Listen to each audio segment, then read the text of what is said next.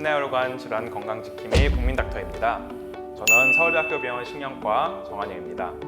오늘 말해보고자 하는 주제는 권역심내혈관질환센터입니다. 권역심내혈관질환센터는 전국에 심내혈관 질환이 발생하였을 때 3시간 이내 진료를 받을 수 있도록 하는 진료 연계 체계를 구축하기 위해서 2008년부터 전국에 14개 센터가 선정되어서 운영되어 왔습니다. 오늘 모신 나정호 교수님께서는 인천 지역을 담당하고 있는 인천권역심내혈관질환센터의 센터장을 역임하고 계시는데요. 뿐만 아니라 이렇게 14개 권역심내혈관질환센터의 협의체장으로서도 이들 모든 권역심내혈관질환센터를 이끌어오고 계십니다.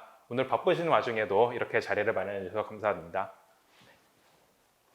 예, 먼저 간단하게 교수님 소개 말씀을 좀 부탁드립니다.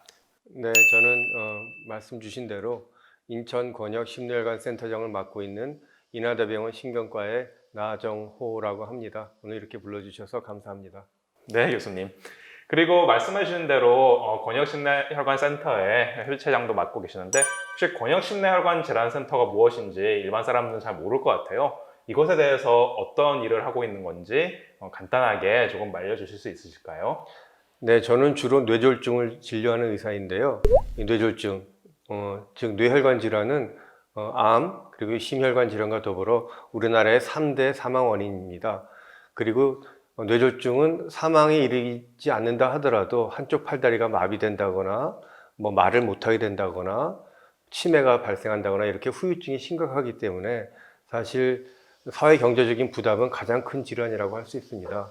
그래서 환자들과 또 가족들이 고통을 많이 받는 질환인데, 그러다 보니까 이러한 질환은 각 의사 개개인의 영역에 맡기기보다는 국가적으로 관리하는 대상 질환이 됐고요.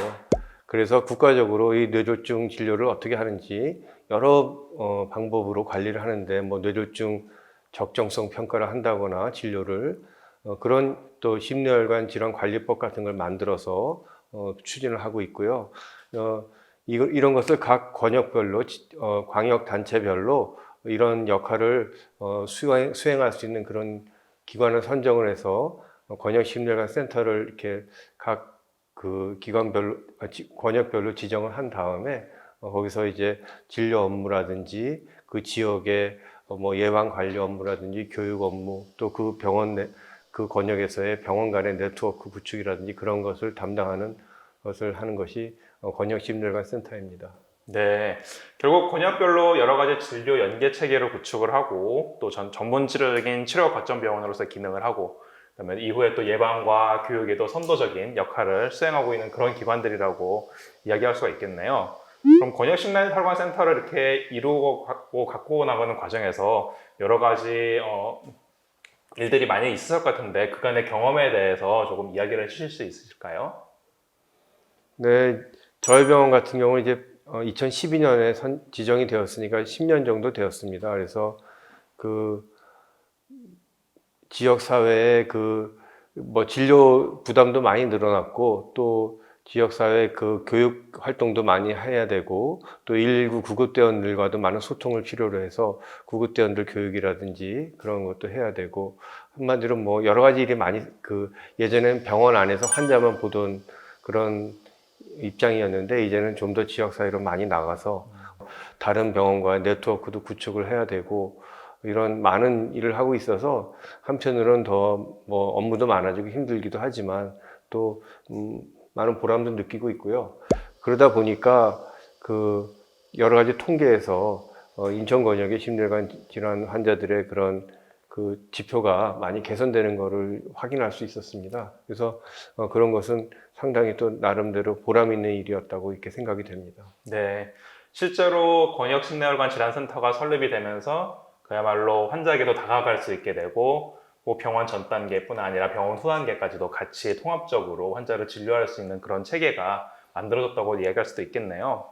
이렇게 권역심내혈관센터를 만들고 운영하고 또 이제 이끌어 오시면서 협의체장도 하시고 계시는데 각 권역들마다 또 여러 가지 특징들이 있어서 그런 권역들에 대해서 협의체를 구성하고 또 의견을 수렴하는 데 있어서도 어려움도 많이 있으셨을 것 같아요. 그래서 혹시 또 그런 것에 대한 경험이 또 있으실까요?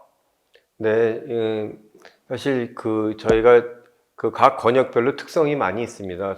제가 이제 있는 인천 같은 경우는 사실 비교적 수도권이죠. 그래서 경기 권역과 더불어서 수도권에 있는 다른 상급 종합병원들과 사실은 어떤 면에서 보면 협력 관계이기도 하지만 경쟁 관계이기도 합니다. 그래서 이런 다른 병원들과의 네트워킹 같은 걸 잘 구축을 하고 서로 간에 이제 환자를 잘 이렇게 트랜스퍼 하거나 그럴 때도 좀 더 효율적으로 시간 낭비를 하지 않을 수 있도록 그런 시스템을 구축하려고 많이 애를 쓰고 있고, 하지만은 반면에 강원도나 뭐 제주나 이렇게 비교적 상대적으로 지역은 넓은 데 비해서 커다란 상급 종합병원이 적은 그런 지역은 상대적으로 제한된 자원을 가지고 많은 지역을 커버해야 되다 보니까 여러 가지 그 업무 로딩도 많이 걸리고 또 실제적으로 환자가 그 권역센터로 오기까지의 시간도 많이 걸려서 사실 이런 게 지역 간의 권역 간의 편차가 많이 있습니다.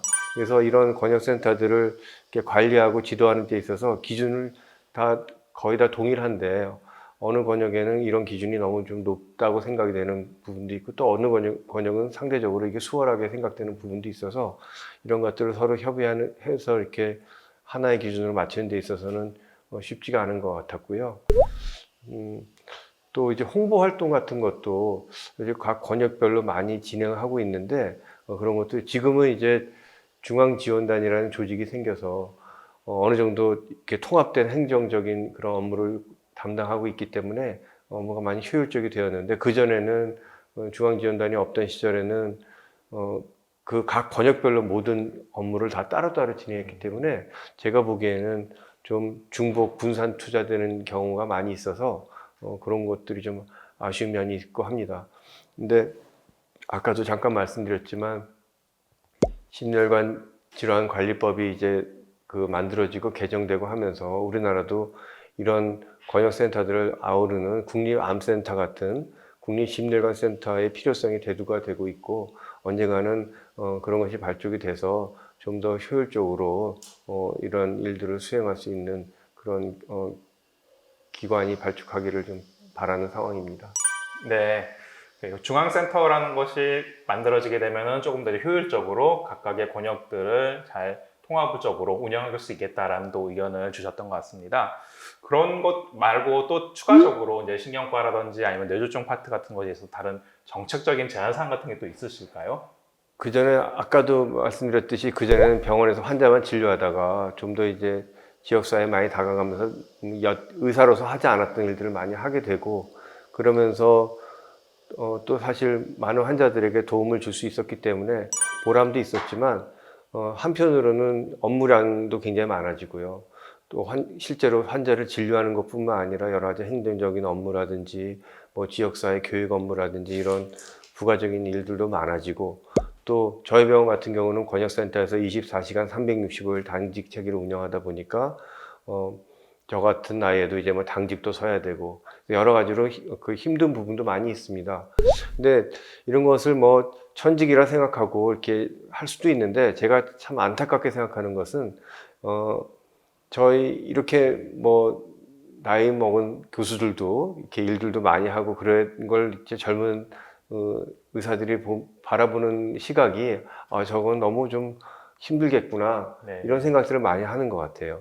그래서 요즘에는 이렇게 점차 이제 이런 일을 하겠다고 지원하는 그런 젊은 의사들이 줄어드는 것 같습니다. 그래서 실제로 그런 걸 피부로 느끼고 있고 그래서 그런 게 굉장히 안타깝고 사실 사회적으로도 얼마 전에 뭐 무슨 병원에서 이렇게 안타까운 일들도 발생하고 그래서 필수 중증 의료의 그런 거를 우리나라가 다시 한번 잘 만들어야 되겠다 이런 얘기들이 많이 오가고 있는데 그런 일환으로 이런 그 심혈관 질환을 담당하는 의사 선생님들이 굉장히 뭐 사명감을 갖고 열심히 일을 하지만 이런 것들을 지속 가능하게 하려면 뭔가 지금 이 시스템이 지속된다면 더 이상은 이게 잘 지속 가능할 것 같지가 않습니다. 그래서 사실 걱정도 많이 되고 그러려면은 여러 가지 뭐 이런 일에 종사해도 자기 삶의 질이 어느 정도 유지가 될 수 있도록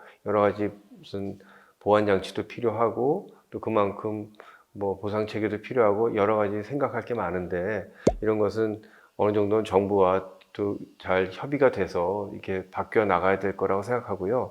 이런 것이 지속 가능하지 않게 되면 결국에는 그 피해를 국민들이 보게 됩니다. 국민들이 뇌졸중이 발생했을 때 적절한 장소에서 적절한 시간에 또 제대로 된 그런 트레이닝을 받은 그런 전문 인력에게 진료를 받아야만이 사실은 국민들이 안심을 하고 지낼 수가 있는 것인데 그런 시스템이 유지가 안 된다고 한다면 결국은 국민들에게 그 피해가 돌아갈 수 있기 때문에 이런 시스템을 어떻게든 앞으로 계속 지속 가능하고 발전 가능한 방향으로 좀 바꿔야 되지 않나 그런 생각을 많이 합니다. 네, 좋은 말씀 감사드립니다.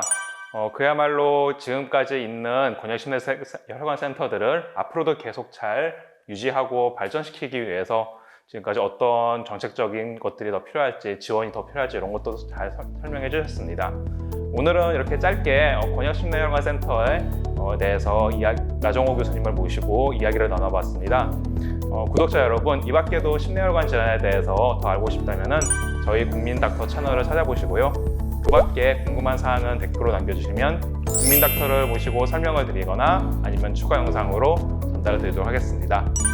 전 국민의 건강한 심내혈관 질환 예방과 관리를 위해서 국민닥터 채널은 계속됩니다. 구독과 좋아요 부탁드리고 다음 시간까지 안녕히 계십시오.